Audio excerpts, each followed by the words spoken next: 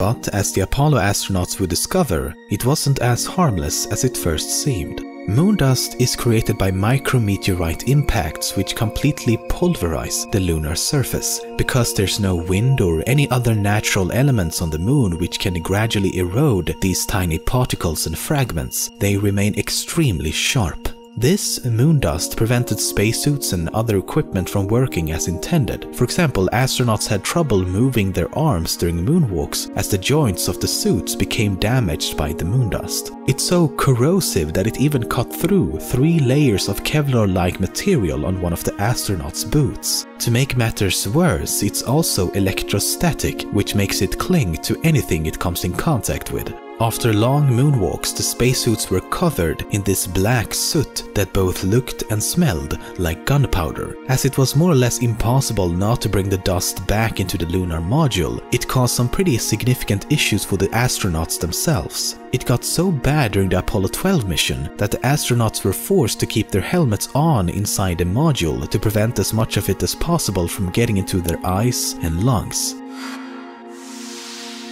Does life exist beyond the Earth? I've talked about this many times before, and of course the answer is always, we don't know.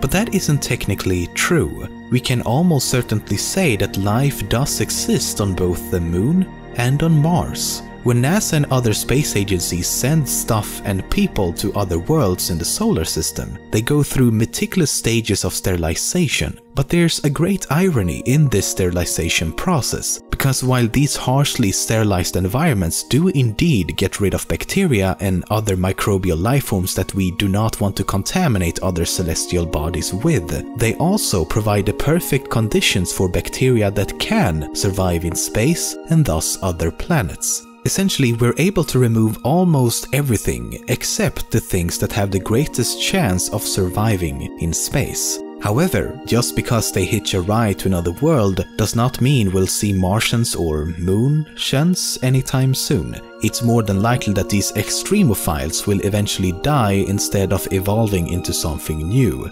Still, it is now, for the first time in our history, technically wrong to say that the Earth is the only place in the universe with life. Ever since the discovery of Saturn, people have been fascinated by the planet's rings. It really makes Saturn stand out from the rest of the planets and makes it easily recognizable. But since the 1970s, we've discovered that Saturn isn't such a special snowflake after all. In fact, we now know that all the gas giants in our solar system have these rings. In order of their discovery, these include Saturn, Uranus, Jupiter, and Neptune. But aside from Saturn, these ring systems are composed of mostly dust and particles, which makes them extremely faint. But there's actually one more body in the solar system known to have rings. It's neither a planet, dwarf planet, nor a moon, but instead something classified as a centaur. A centaur is a minor planet that orbits the Sun between Jupiter and Neptune and crosses the orbits of one or more planets. And yeah, they're named after the mythological beings of the same name. The centaur, known as 10199 Chariklo, is the largest one to be discovered so far, and it just so happens to also have rings. It's the first of its kind, and before its discovery, no one thought it was even possible for small bodies like these to have a ring system. Personally, I think one of the most amazing things about space is weightlessness. Floating around without the constant struggle against gravity must be an incredibly alleviating sensation.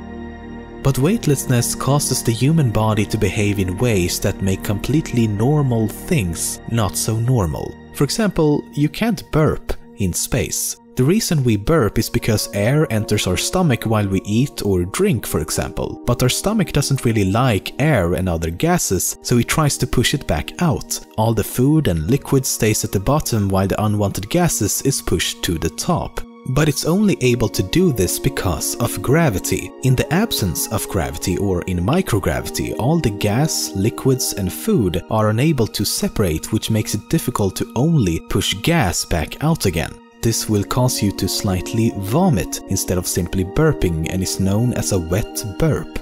Another annoyance comes with urinating. Our body normally lets us know that it's time to pee when our bladder is around 1/3 full. But in low gravity environments, the fluid will just keep bouncing around. Only when the bladder is almost completely full do the sides begin to stretch and trigger the urge to pee. Even something as basic as sleep can be quite dangerous and even life-threatening if not done correctly. What you need to make sure of before you go to sleep in space is that you have to have good ventilation around you. Because if you don't, there's a risk that you'll end up with a bubble of your own exhaled carbon dioxide. This will result in oxygen starvation and, best case, you'll wake up with a severe headache, struggling to breathe.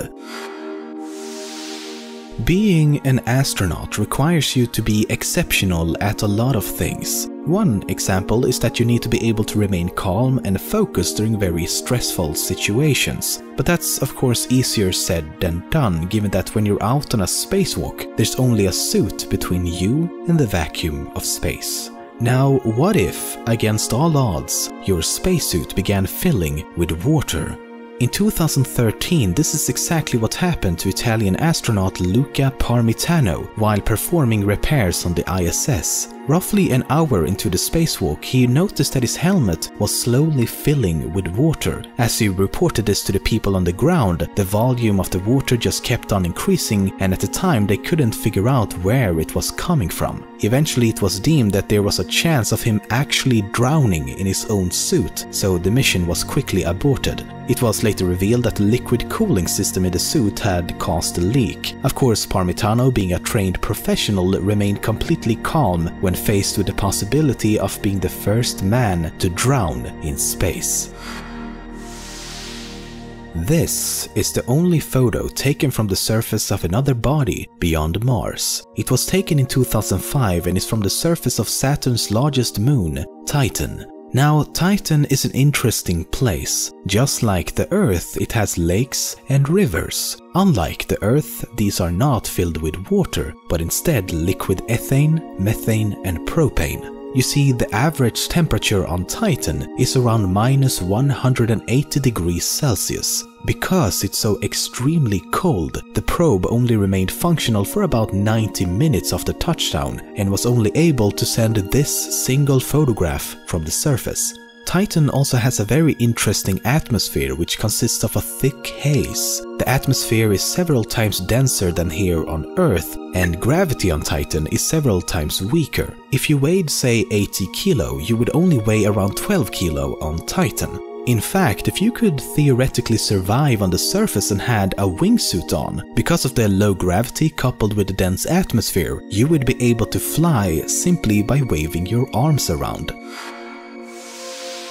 In 1936, just before the eruption of World War II, Adolf Hitler made a speech during the Olympic Games opening ceremony, which was broadcasted to 41 countries across the globe, reaching millions of people. It's significant because it was broadcasted at a very high frequency, which likely allowed the signals to get through the Earth's ionosphere. In other words, the signals were able to escape the Earth and continued out into space.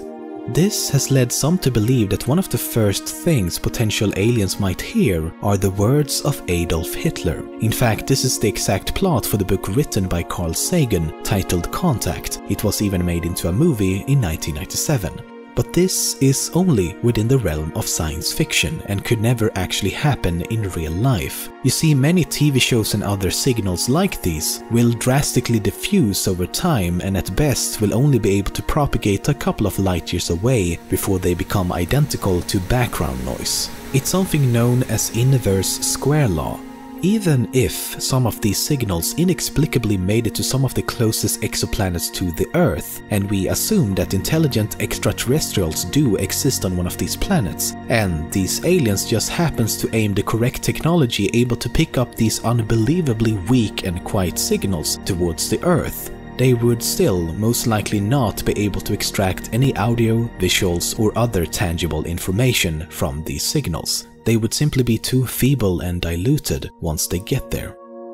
However, Given that they can detect these signals in the first place, they would likely recognize them as technological signatures, something that could not have occurred naturally in space, and would thus give them a confirmation to the eternal question, are we alone in the universe? When we think of planets, we think of them as orbiting around a star. In fact, a planet is defined as a celestial body moving in an elliptical orbit round a star. But what if something should happen to that star which leaves the planet all alone? Or if something happens to the planet which causes it to slingshot away from its star system on an endless, lonesome journey through the cosmos? Astronomers have theorized about the existence of such rogue planets for decades, and it's only recently that we've actually found them. But they can be incredibly difficult to discover. After all, once they leave their parent star, they become near invisible against the blackness of space. The planet will find itself in an eternal state of night, and the only visible light will come from the galaxy itself. Some estimate that there could be billions of rogue planets in the Milky Way alone, and so far we've only found a handful, most of which could just as well be brown dwarfs, or in other words, a failed star. But the concept of a rogue planet gives rise to a whole set of new questions. One of the most perplexing: could life potentially exist and survive on a planet without a star? Maybe. If it's a planet with a lot of water, that water will obviously freeze as it's exposed to the near absolute zero temperatures of space. But ice is actually a pretty good insulator, so if the ocean is at least a few tens of kilometers deep, the water will remain liquid at the bottom because of the heat internally generated by the planet's core. Life could then thrive around hotspots like hydrothermal vents on the ocean floor. Another alternative would be if the planet had an extremely hydrogen-rich atmosphere. It would need to be tens or even hundreds of times thicker than the atmosphere here on Earth, which would then act as an insulator to retain liquid water even at the surface. Orbital debris, which is any man-made object in orbit around our planet which doesn't serve any useful purpose, is becoming an increasing problem. We're currently tracking around 600,000 pieces of debris larger than 1 centimeter. Roughly 30,000 of these are over 1 decimeter wide. But there's still many hundreds of millions of pieces which are simply too small to keep track of. What's so dangerous about these seemingly insignificant tiny fragments is the speed at which they travel. They orbit the Earth at speeds up to 28,000 kilometers per hour. Even something as tiny as flecks of paint can be disastrous when traveling at these velocities. In fact, a number of space shuttle windows have been replaced simply because of damage caused by flecks of paint. Usually when a tracked piece of debris is about to collide with a functional spacecraft, a so-called debris avoidance maneuver is performed. This actually happens all the time, and even aboard the ISS, in which the entire space station is moved a few kilometers to avoid a potential collision. But the thing is, we may already have crossed a point of no return. Even if we stop sending anything into space right this moment, it will continue to get worse. You see, the amount of debris which is already in orbit will continue to collide with each other and thus create even more debris. So far the problem is manageable, but a solution needs to be found quickly. And while NASA and many others are working on solutions, it's not an easy problem to solve. I mean, the sheer scale and cost of resolving this issue is like nothing we've ever seen before, and if we do nothing, we will quite literally enclose the Earth in a blanket of garbage. There's something known as the overview effect. Many astronauts and cosmonauts alike have reported a strong sensation of euphoria and even a significant cognitive shift in their perspective on life as well as themselves once they saw the Earth from a distance. Many have explained it as an overwhelming sensation that everything in the universe is somehow connected, that national boundaries completely vanish, coupled with the realization that our world is incredibly fragile. It sounds like they're high, right? Maybe someone brought a little something with them on their trip to space, who knows? But at the same time, it seems like a quite reasonable reaction. Looking back at the Earth from a distance must be an experience like none other. And what makes it so interesting is that it's not an isolated incident. Many people who have returned from space after looking back at our planet, either from orbit or from the moon, have explained the sensation in a very similar fashion. Psychologists, neuroscientists and physicians have all reported that many of these people have had a notable shift in their behavior and outlook on life and the world. To end, they sometimes added during the last stages of production, and that they do not keep track of when they do so. So the alien is not in every episode, but it's not known in how many either. The character Kenny is actually based on a real person, as series creator Trey Parker has mentioned that he had a childhood friend who was also named Kenny. He was apparently one of the poorest kids in the neighborhood, and he always wore an orange coat that often muffled his voice. He would also frequently skip school, causing his classmates to jokingly say that he must have died. At the end of season 5, in the episode Kenny Dies, the running gag of having Kenny killed in almost every episode finally comes to an end, and he doesn't appear again until the last episode of the next season. However, the initial idea was actually to kill off Kyle. They felt that Kyle and Stan was a little too similar, and they really wanted Butters to be part of the main characters in the show. So originally Butters would have taken Kyle's place and not Kenny's. South Park is really quite unique compared to other animated shows in that each episode begins production only 6 days before it's aired. This allows them to cover topics and events only days after they happen, something other shows just can't do. What's even more impressive is that during the so far 17 seasons and 247 episodes, they have only missed the deadline once because of a blackout.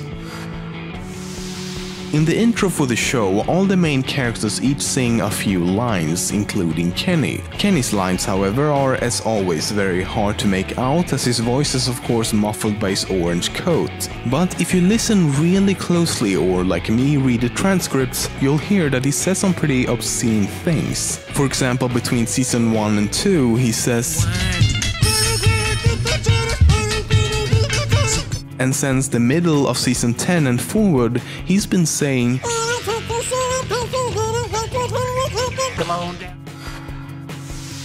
the term derp, which is these days most commonly used in rage comics and other internet memes, was first coined by the two creators Matt Stone and Trey Parker in their live-action movie Basketball from 1998. Derp. During the shit production of the shitting episode It Hits the Fan, the shit script had a few shitty instances of the word shit, and Comedy Shitting Central would not allow the episode to air because of this shit. So Parker and Stone came up with the shit idea to, instead of using the word shit in a serious manner a couple of times and shit, they would overuse it until it just becomes shit, shittingly shittish absurd shit. The idea was, of course, a long shot, but to their surprise, executives at Comedy Central felt the profanity could now be justified and decided to allow the uncensored episode to air. And shit. The pilot episode of the show with the glorious title Cartman Gets an Anal Probe was actually animated almost entirely using paper cutouts and stop motion. This is because the creators did not yet have a contract with Comedy Central and were short on money. The pilot remains the only episode in the series not to be animated using computer software. Butters' real name is Leopold Stotch. However, he was originally going to be named Poof Poof, and his birthday is September 11. When the episode Trapped in the Closet was aired, which made fun of the Church of Scientology, including the well-known member Tom Cruise, the church got kind of angry. In fact, so angry that they decided to get some retaliation by investigating both Stone and Parker to see if they could dig up some dirt to use against them. But they became pretty frustrated when they found nothing. Then again, you have to remember, these are the guys that make a living out of making cartoons about Steven Spielberg and George Lucas raping Harrison Ford, or Cartman tricking someone into eating his dead parents, or killing all kinds of people.